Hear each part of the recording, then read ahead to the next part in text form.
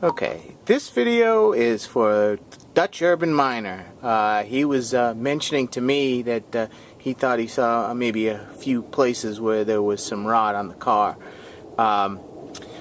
The Ranchero is in actually remarkable condition for a 40-year-old car, and as I explained before, most of that is because it didn't get driven that much because the guy that owned it originally was in Europe.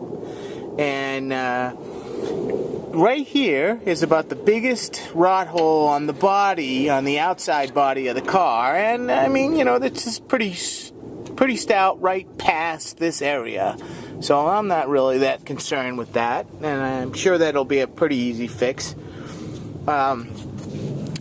Really, there is no other outside rot areas anywhere. I mean, the hood itself is it's all surface rust. It's you know, there's really not a whole heck of a lot of rot on the car anywhere. The only place that I found something that might resemble where it was rotting through is right about here, and it's not even that big of a deal. And right there, and that's still kind of surface rust, and the same thing on the other side. But you know, I mean, it's not that bad. There is one spot low down on the door here. Okay, so to the outside appearance, this car is remarkably solid. And there's a little bit back here on this quarter panel, but you know, again, not very much at all. Okay, there's like nothing on the frame. It was undercoated, so that preserved it somewhat, but it hasn't really seen a hard life or a lot of wet. Okay, now the one area on the bed that looked kind of bad in some of the photos that were on the auction. This is just surface rust, really. It's not bad at all. I'll talk more about the bed at a later date, but the one area that turns out that there is some rot, and it's, you know, I mean, again, a 40-year-old car. But I talked to Dutch Urban Miner about this, and it's under the car here. And if you can see that, hopefully you can see that. I put my flashlight down. Here it is. So get that flashlight going. Got this this flashlight for 99 cents, Harbor Freight. I bought a pack of AAA batteries for it. Takes 3, and it had batteries in it. I went to go put batteries in it, and it lit right up. Anyway, that's from the bottom here, okay? And obviously there was a window that was leaking, and you know, it got some holes, you know, some crunchiness. Let's see if I can get in there close and look at it.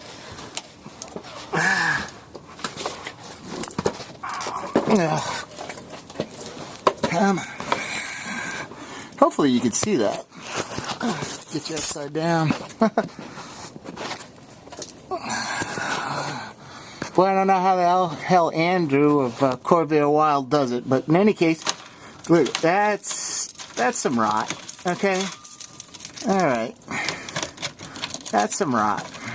But realistically, you know, it's in this area, okay, and then beyond that, it's solid, you know, and this has got, it sounds crummy, but it's really not that bad. It's mostly from the stuff bouncing here, okay. There's smaller areas here on this side that are bad. But, you know, I figure if I cut this one section and replace this one section, I'm probably going to be good to go. There's going to be something on the inside here, you know. It doesn't look too sweet in there.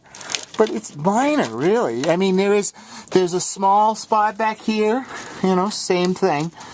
But it's pretty small. Most of that's really solid, you know. And small holes here, and then a couple small ones on the other side. Nothing is anywhere near as bad as this. But shoot, you know, for again a 40-year-old car, you know, and it actually set around and was covered with snow, which is, you know, mostly how this ended up happening.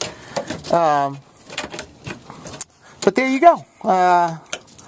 That's my rust report. The front floorboards are fantastic. They have nothing in them. The frame itself has no rot whatsoever. And I mean, shoot, I thought that there was the exhaust system had holes in it, but no, it's solid too.